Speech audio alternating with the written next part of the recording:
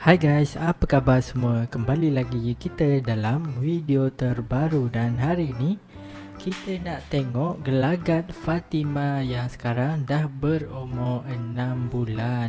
Dan Fatima juga baru-baru ni dah mula nak makan. Dan orang kata kalau dah umur 6 bulan ni dah kenal dah siapa. So Fatima memang hobi suka sangat tengok daddy. Fatima kalau tengok mesti macam perhati lama je daddy dia.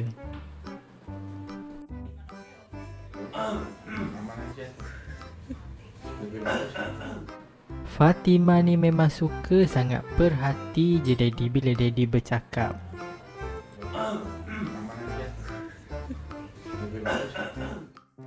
Daddy batuk pun Fatima tengok macam pelik je ya.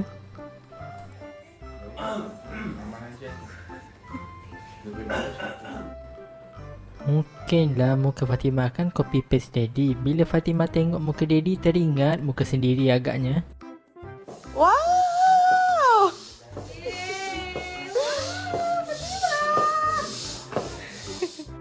Fatima dapat pula hadiah pelampung unicorn tu. Nak belajar berenang ni.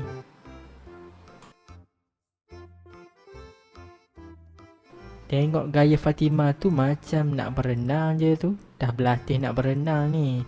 Biasa kanak-kanak sebaya Fatima ni pun ada dah belajar berenang. Macam Yusof dulu kecil-kecil lagi dah belajar berenang dengan daddy. Okay guys, itu saja untuk video kali ni. Jangan lupa untuk like video ni dan subscribe.